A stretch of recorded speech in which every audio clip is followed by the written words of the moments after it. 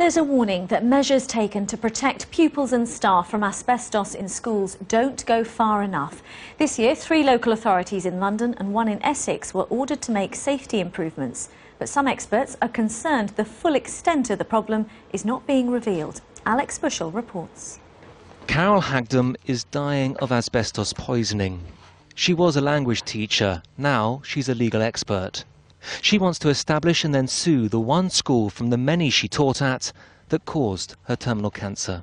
I think it's an invisible problem because the children who are exposed won't develop the disease for another 20, 30, 40 years.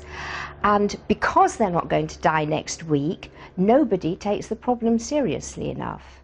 3/4 of our schools have asbestos in them. That's not a problem if it's left sealed and undisturbed in the fabric of a building. But it can be deadly if it's disrupted and the fibres inhaled. BBC London has learnt that an HSE survey has highlighted 4 local authorities in the London area where action was needed this year: Thurrock, Lambeth, Harrow and Waltham Forest. Here at Waltham Forest Council, like Lambeth, they've carried out all of the recommendations required by the Health and Safety Executive.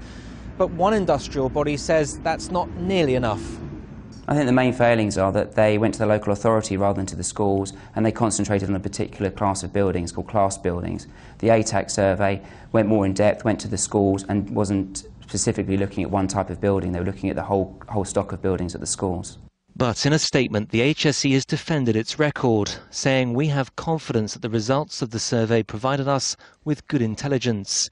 Where a local authority failed to respond or their response raised concern, HSE inspected to ensure that they were complying with the regulations.